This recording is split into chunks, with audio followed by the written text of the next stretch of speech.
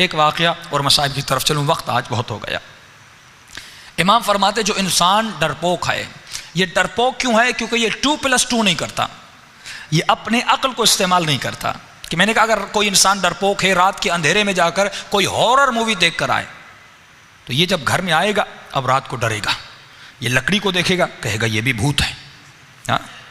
3 دن سے آپ اپنے گھر میں سکون سے سو رہے ہوں، چند شرارت والے دوست آپ کے پاس آ جائیں اور وہ جنوں کی اور غیبات کی باتیں کرنے لگیں، یہ تو چلے جائیں گے۔ 3 دن سے آپ سکون سے سوئے، اب یہ پوری رات آپ کو نیند نہیں آئے گی۔ پنکھے سے آواز آئے گی، آپ کہیں گے یہ بھی کوئی جن ہے۔ باہر سے آواز آئے گی، آپ کہیں گے یہ بھی کوئی بھوت ہے۔ یعنی انہوں نے آپ کے قوہ وہم کو کیا کیا؟ ایکٹیو کر دیا۔ مولا فرماتے ہیں مجھے تعجب ہے اس انسان پر جو مردے سے ڈرتا ہے۔ اسی باپ کے ساتھ 60 سال رہا، اس کے کمرے میں نہیں جاتا، بابا کی روح آ جائے گی، والدہ کی روح آ جائے گی، دادا کی روح آ جائے گی۔ قبرستان سے ڈرتا ہے۔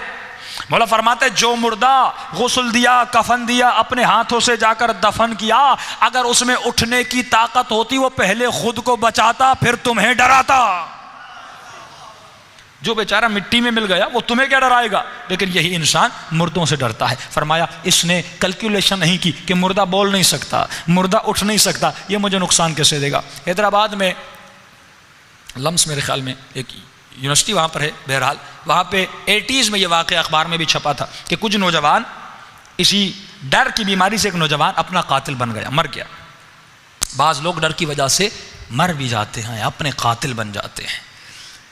کہا کہ نوجوانوں نے آپس میں شرط رکھی کہ کون ہے جو اس مردے خانے میں جائے اور رات کے اندھیرے میں مردوں کے منہ میں ایک ایک لڈو ڈال کے آئے، اور ہر لڈو پہ اس کو 500 روپے ملیں گے۔ اب یہ ڈرپوک بھی تھا، اس کے اندر پیسوں کی لالچ بھی تھی، ڈر بھی ہے، لالچ مال بھی ہے۔ اس نے کہا میں جاؤں گا۔ اب یہی بیچارے اسٹوڈنٹ ڈاکٹرز جو پریکٹس کرتے ہیں، صبح کو انہیں مردوں کو کاٹتے ہیں، چیرتے ہیں، پھاڑتے ہیں، ڈرتے نہیں۔ یہی مردہ جسے تو کاٹ رہا یہ تمہیں کچھ نہیں کہہ رہا، لیکن رات کو یہی انسان ڈرتا ہے اندر جانے سے، کیونکہ قوہ وہم اس کا ایکٹیو ہو گیا، اس کے اوپر عقل غالب نہیں ہے۔ اب یہ بیچارہ اندر تو چلا گیا، انہوں نے آپس میں ایک پلان کیا کہ بھائی اب اس کو ڈرانا بھی ہے، 500 روپے تو ان کو دینے نہیں تھے، کا ڈرانا بھی ہے۔ کہ کیسے؟ ان میں سے ایک اور اسٹوڈنٹ گیا جو اس سے بھی زیادہ بہادر تھا، اس نے جا کر مردوں کے بیچ میں سو گیا۔ اب یہ بیچارہ کہتے لڈو ڈالتا گیا۔ اب ظاہر ہے جب مردوں کے منہ میں ڈالا، مردوں کو کیا پتا لڈو کیا ہے، لڈو کا ذائقہ کیا ہے، لیکن ایک مرتبہ جب اس نے اس زندہ اسٹوڈنٹ کے منہ میں لڈو ڈالا، آگے بڑھا، اس نے کہا ایک اور لڈو دو۔ اب جیسے اس بیچارے نے سنا، فرمایا اس کو وہیں اٹیک آ گیا اور وہیں پہ مر گیا۔ یعنی اس کا ڈر اس کا کیا بنا؟ قاتل بن گیا۔ ڈر آپ کا قاتل بن سکتا ہے۔ خواتین، ایک مولانا انگلینڈ میں تھے، وہ مہینے میں 10,000 پاؤنڈ کماتے تھے تعویذوں کے بزنس سے۔ اور مولانا آپ ایسا کتنا کما لیتے ہو؟ ہم نے مجلسوں سے کمائے ہیں، بچوں کو پڑھانے سے کمائے 10,000 پاؤنڈ کا۔ مولانا کوئی مشکل کام نہیں، میں خواتین کو ڈرا کے کما لیتا ہوں۔ یہ ڈر اتنا ہے کہ بابا بنگالی پتہ نہیں کیا کیا، یہ کیوں بزنس کر رہے ہیں؟ یہ کیوں کہ آپ کے وہم اور خیال پر کیا کر رہے ہیں؟ حکومت کر رہے ہیں، اور اس حکومت کے نتیجے میں وہ آپ کو کماتے بھی ہیں، آپ کو استعمال بھی کرتے ہیں۔ اکثر خواتین کیونکہ ان کے اوپر جذبات اور احساسات کا زیادہ غلبہ ہوتا ہے، وہ ان کے وہم کو استعمال کرتے ہیں۔ مولا اہل بیت علماء اخلاق فرماتے ہیں کہ جو انسان تعویذ سے، جادو سے یا کسی اور مخلوق سے ڈرے، جن سے ڈرے یا کسی اور مخلوق سے ڈرے، اس کے اندر شرک افعالی ہے۔ اس نے ڈر کا مالک کسی اور کو سمجھا، خدا کو نہیں سمجھا، یہ مشرک ہے، مشرک ہے۔ ڈیٹیل میں جائیں تو یہ مشرک ہے۔ اگر ڈرنا ہے تو پروردگار عالم سے، اور مقام افسوس ہے کہ آج کا انسان چپکلی سے ڈرے، آج کا انسان چوہے سے ڈرے، آج کی خواتین کاکروچ سے ڈرے، لیکن مولا فرماتی خدا سے نہیں ڈرتا۔ بد حجاب ہو کر گھومتی ہے، خدا سے نہیں ڈرتی، چپکلی سے ڈرتی ہے۔ اب روایت سنیے معصوم کی، فرمایا جو انسان دنیا میں خدا سے نہ ڈرا لیکن اللہ کی مخلوق سے ڈرا، انہی حیوانات سے ڈرا، فرمایا قیامت کے دن اسی حیوان میں اٹھائی جائے گی، اسی کی شکل میں بلند کیا جائے گا۔ نہ ڈرو۔ اب آپ کہیں کہ مولانا جادو میں کیسے اثر نہیں؟ دیکھیے اس کے، اب کہیں کہ مولانا روایات میں یہ بھی تو ملتا ہے کہ دوپہر کو قبرستان نہ جائیں، تو کیوں نہ جائیں؟ کل میں نے کہا تھا قبرستانوں میں جنات سوتے ہیں۔ معصوم نے فرمایا دوپہر اور رات کے لیٹ نائٹ ان کے سونے کی جگہ ہوتی ہے، تو اگر جانا بھی چاہو تو زبان پر یہ ذکر کیا کرو کہ لا حول ولا قوت الا باللہ العلی العظیم، اور بلند آواز میں کیا کرو تاکہ پروردگار عالم تمہاری آواز ان تک پہنچا دے اور تمہارا راستہ کھول دیں، اور وہ راستہ بناتے بھی ہیں کیونکہ تو اشرف المخلوقات ہے۔ ہاں، یہ جادو تمہیں نقصان نہیں دے گا۔ آسان سا ذکر ہے سورہ قل اعوذ برب الناس، قل اعوذ برب الفلق۔ اپنے بچوں کے بازوؤں پہ ہمیشہ باندھ دیا کریں، نہ ان کو نظر لگے گی، نہ ان کے اوپر کوئی اثر ہوگا، نہ ان کے اوپر کوئی نقصان ان بچوں کو نہیں ہوگا، ہمیشہ آپ کے بچے بہادر رہیں گے۔ فرمایا گھر سے نکلو 6 طرف اپنی قل هو اللہ پڑھ دو، 1 مرتبہ آیت الکرسی پڑھ دو، دنیا کی کوئی طاقت تمہیں نقصان نہیں دے سکتی اگر خدا نہ چاہے، اگر پروردگار بتائے۔ جادو کی مثال کے قبلہ جادو موسم فرماتا ہے جادو ڈراتا ہے، نقصان نہیں دیتا۔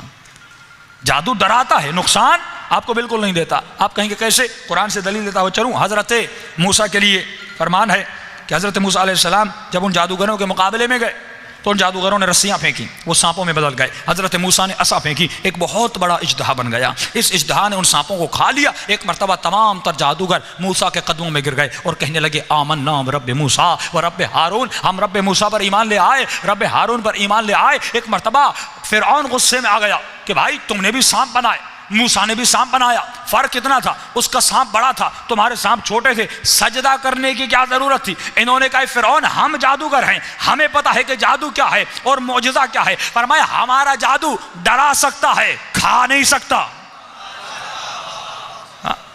موسیٰ کے معجزے نے کھا لیا، یہ معجزہ، یہ جادو نہیں ہے۔ تو آپ کو صرف ڈرا سکتے ہیں آپ کے وہم کو استعمال کر کے۔ بہت سارے اس کے پریکٹیکل واقعات ہیں کہ دبئی میں ایک بہت بڑا انڈیا کا عامل آیا، اس نے کہا آپ جس بھی شخص کا تصور کریں، جس بھی شخص کا تصور کریں، میں آپ کو بتاؤں گا وہ کہاں ہے۔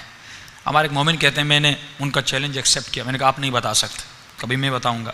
کب میں چلا گیا اور میں نے، حالانکہ یہ سب کو بتاتے تھے ودن سیکنڈز، آنکھوں کو بند کیا، آپ اس کا سوچ رہے ہیں، تو کہہ رہے میں ان کے سامنے چلا گیا اور میں نے اللہم کن لولیک الحجۃ ابن الحسن پڑھنا شروع کر دیا، یہ ورد کا۔ میں نے کہا بتائیے، کہ اس نے آنکھیں بند کی، کہ جو شخص ایک لمحے میں بتاتا تھا اس کا چہرہ لال ہو گیا، بدن پسینے سے بھر گیا۔ اس نے کہا آپ نے کس کا تصور کیا ہے؟ میرا ذہن ایک جگہ پہ ٹکتا ہی نہیں،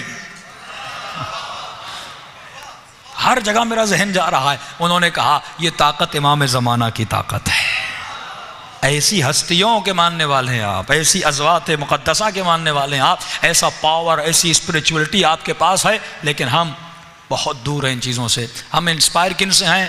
دنیا کے ایکٹروں سے، یہاں کے سنگر سے، یہاں کے مال رکھنے والے لوگوں سے، شہرت یافتہ افراد سے۔ ہمارے بچے، ہمارے خواتین، آج رول ماڈل کون ہیں؟ یہی افراد، دنیا کے مٹیریلسٹ لوگ۔ لیکن مولا فرماتے ہیں جس کا عاشق بنے گا اس کے ساتھ اٹھایا جائے گا، اگر عاشق حسین بنے گا تو حسین کے ساتھ اٹھایا جائے گا، اگر یہ خاتون عاشق زینب بنے گی تو زینب کے ساتھ اٹھائی جائے گی۔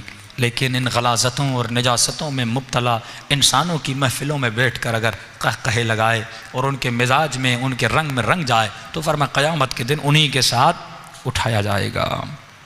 کہ یوم ندعو کل اناس بامامہم، قیامت کے دن ہر کسی کو اپنے آقا امام کے ساتھ بلوایا جائے گا۔ تو آپ کہیں گے قبلہ میں گنہگار ہوں لیکن میرا امام علی ہے۔ امام کہتے ہیں رہنما کو، پیش امام، امام جمعہ، امام جماعت، امام خمینی، امام علی۔ امام کا مطلب ہے جسے آپ اپنا رہنما سمجھیں۔ رہنما وہ ہوتا ہے جو راہ دکھاتا ہے، جو راستہ دکھاتا ہے۔ دنیا میں جس کے راستے پر چلے اسی کے ساتھ اٹھائے جاؤ گے۔ تو زندگی کا لمحہ لمحہ لائف اسٹائل، کردار علی کے قدم بقدم ہونا چاہیے۔ کہ سلمان نے کہا جہاں جہاں علی کے قدم وہاں وہاں سلمان کا